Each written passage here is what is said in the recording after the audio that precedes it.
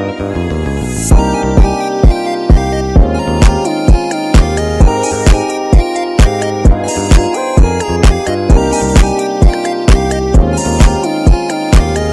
guys, kembali lagi nih. Kalian pernah rasa nggak sih kalau mau sarapan sereal tuh sulit banget? Kayak misalnya harus siapin sendoknya dulu, siapin mangkoknya, nyeduh susunya, terus pas mau buka kemasannya sulit banget. Pokoknya ribet banget deh.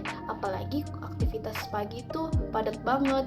Nah, selain masalah kemasan, masalah rasa juga itu penting, seperti tekstur serealnya yang harus crunchy, lalu rasanya juga tidak terlalu manis agar enak dicampur susu, karena rasa itu mempengaruhi mood juga di pagi hari loh.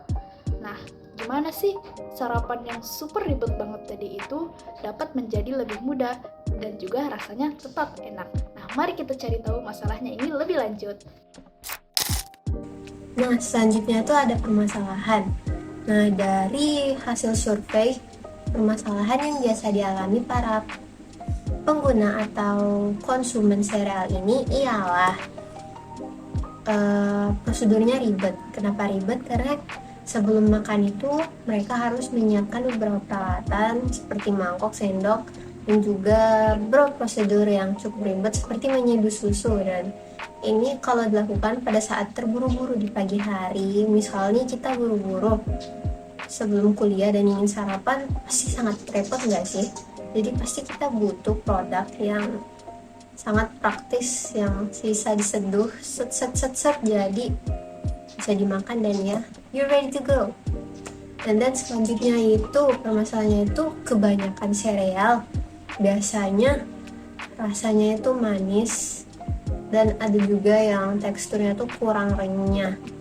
Nah, untuk permasalahan raw sereal yang manis ini, jika dicampurkan dengan susu, biasanya rasa yang diciptakannya itu terlalu manis dan sehingga beberapa pengguna merasa enak ketika memakan sereal tersebut. Nah, sekian dari saya.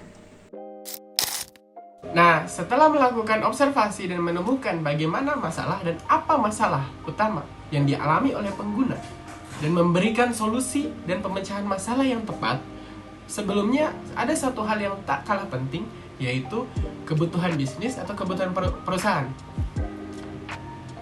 Perlu adanya memperhatikan, mempertimbangkan, dan mengintegrasikan antara kebutuhan pengguna dan kebutuhan bisnis agar bisnis ini dapat berlangsung dengan baik dan mempertahankan simbiosis mutualisme di mana saling menguntungkan antara pengguna dan bisnis atau perusahaan.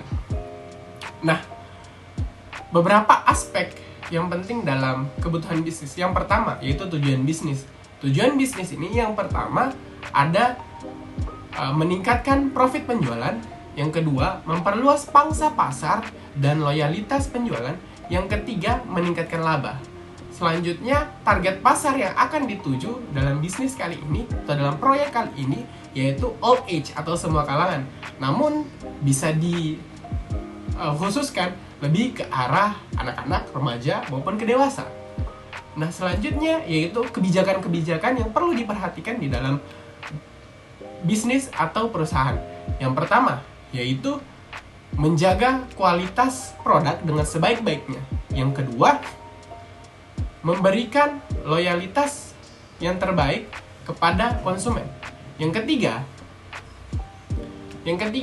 yaitu mengembangkan produk sesuai dengan semakin bertumbuhnya atau berkembangnya kebutuhan di masyarakat dan kemajuan ilmu teknologi.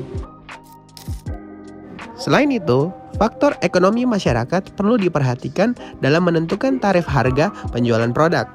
Karena tempat penjualan atau daerah penjualan memiliki kualitas masyarakat yang mid sampai high range dapat membuat harga produk sedikit lebih tinggi dibandingkan di daerah yang mid ke low range.